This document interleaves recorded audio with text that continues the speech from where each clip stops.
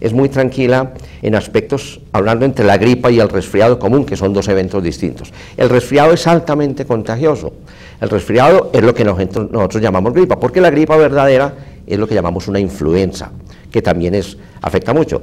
Pero la gente no solamente es a través del aire. Cuando uno tiene gripa o resfriado, tosemos, respiramos, manipulamos instrumentos, y esos instrumentos también tienen el virus. Después alguien llega, entonces dicen que la gripa se transmite más rápidamente a través de un saludo, a través de manipular instrumentos como las manillas de las puertas, los teléfonos.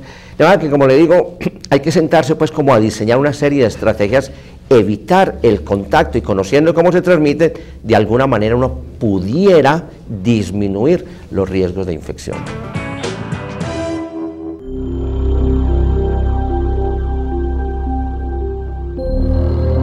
Yo especialmente le tengo mucho miedo a las que se transmiten por los alimentos, y por ejemplo Escherichia coli, que es una bacteria muy común, que es indicador de materia fecal. O sea, muchas veces las personas no se lavan las manos o pasan cosas así y están preparando los alimentos, así como los que uno pues come afuera, o los helados, cualquier cosa, y ahí mismo se te pega y eso te va a dar una diarrea después. O sea, por eso es muy importante tener como las defensas arriba. En general uno le teme a muchas bacterias, puesto que la gran mayoría de los microorganismos están pues en el aire, en el suelo, entonces es muy fácil contagiarnos. Le temo mucho a los hongos, porque pues son una clase de microorganismos, porque causan pues graves infecciones en la piel. A Mycobacterium, que es un hongo, que es una bacteria que es pues la que transmite la tuberculosis y todo este tipo de cosas. En realidad pues es algo muy común que le da a las personas, que son los forúnculos o los muy llamados nacidos, y es provocado generalmente por la bacteria Staphylococcus aureus. Esta bacteria, pues de verdad que yo sí le tengo mucho miedo, porque esos nacidos duelen muchísimo, y es una bacteria muy resistente que por más que tú te limpies, que te organices, que te hagas tratamientos, si no lo haces de la manera más adecuada, te vas a infectar mucho y puedes contagiar a las demás personas.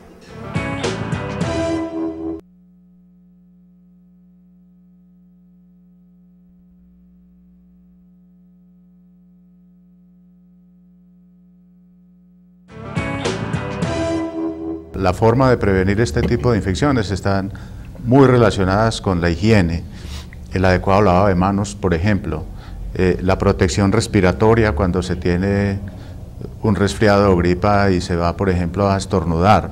El uso del pañuelo. El uso del pañuelo es una recomendación que hay que de pronto volver a rescatar, porque lo que está saliendo son esas gotas de saliva al tracto respiratorio que van a llegar a la otra persona que es susceptible. Si evitamos eso, pues vamos a lograr que otras personas no se contaminen. ¿Qué se hace en materia de ciencia y tecnología no solamente para saber más de esos elementos patógenos, sino de cómo neutralizarlos, pues si no totalmente, por lo menos en parte? Bueno, realmente donde se han ganado verdaderas batallas es en los virus, gracias a las vacunas. Tenemos ejemplos muy claros del virus de la viruela, que ha sido erradicada en el mundo, poliomielitis, que prácticamente está erradicada también en la mayor parte del mundo. Ahora en este momento se están los planes de erradicación de sarampión. Hace muchos años, por ejemplo, que en Colombia no tenemos casos de sarampión, de rubeola. Entonces, en algunos casos en particular tenemos esa posibilidad, o sea, la prevención a través de la vacunación. Aquí un llamado muy especial a la comunidad es que, por favor, se vacune a los niños con las vacunas que están disponibles en el Plan Ampliado de Inmunizaciones, y aún con las que no están haciendo el esfuerzo, porque es que estamos garantizando ya una protección para el resto de la vida.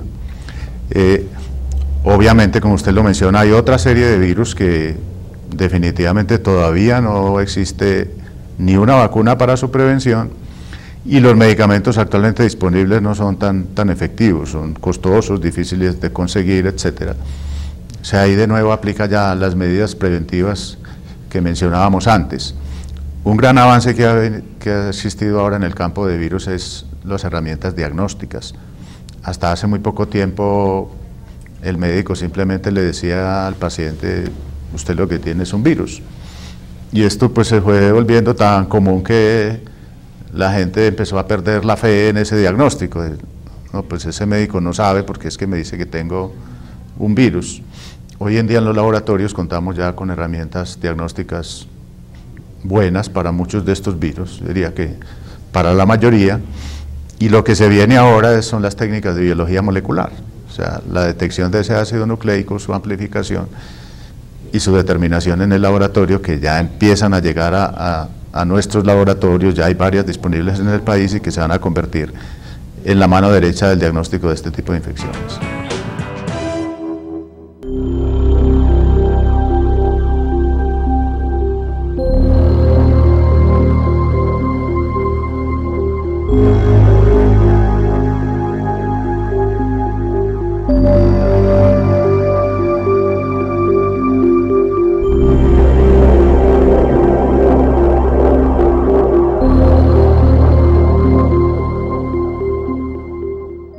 El papel fundamental del laboratorio clínico y el especializado en microbiología es desarrollar los diferentes procesos que van hacia el diagnóstico en la población de las diferentes infecciones, pero son procesos para diagnosticar bacterias, virus y hongos. Los laboratorios clínicos y el personal calificado se convierten en dos armas primordiales para combatir el aumento y la aparición de nuevas infecciones mediante una apropiación de los avances tecnológicos y el mejoramiento de los procesos que garantizan la entrega oportuna de los resultados y así poderle dar al paciente un tratamiento efectivo.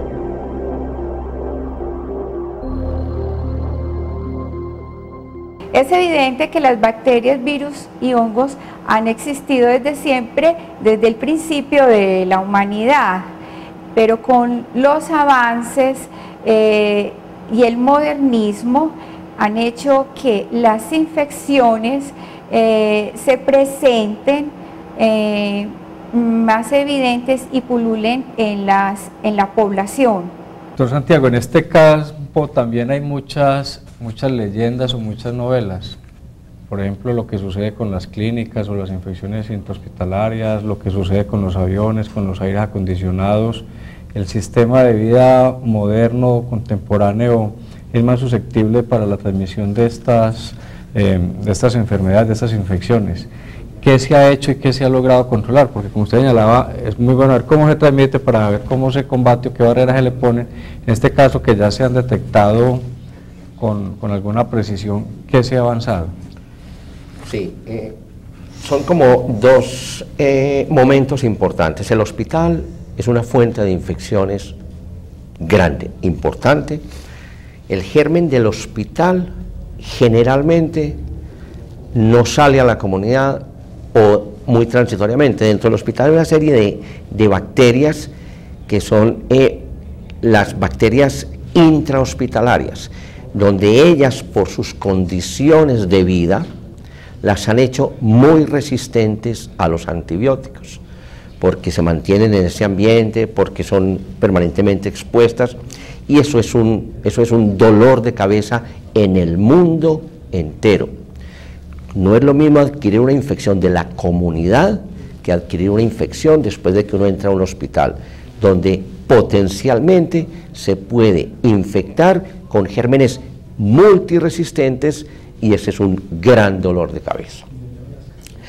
En la comunidad nos podemos, como había mencionado, infectarnos en cualquier momento. Hay unos mitos donde también es importante, o el hombre ha aprendido. Al principio era un mito, no era un mito, era una realidad. Por ejemplo, hubo unos casos documentados de pacientes viajando en avión que se infectaron con cepas de un paciente que tenía una tuberculosis, y esa tuberculosis era una tuberculosis multiresistente, era un bacilo que era resistente a muchos antibióticos.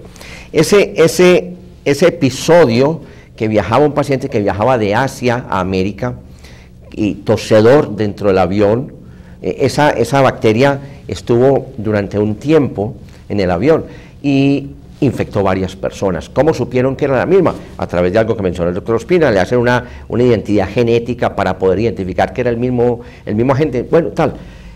Y eso ha hecho entonces que los sistemas de aire acondicionado